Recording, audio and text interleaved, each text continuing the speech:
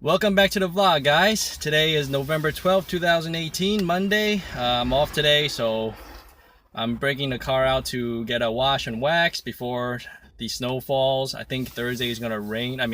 Thursday is gonna snow, so I gotta get it waxed before that happens, before they salt the roads, because I'm not driving the car when it starts snowing.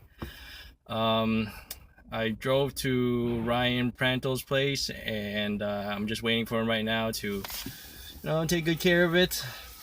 This is probably the last vlog of 2018, last RX-7 vlog. Maybe I might do other vlogs, but we'll see how it goes.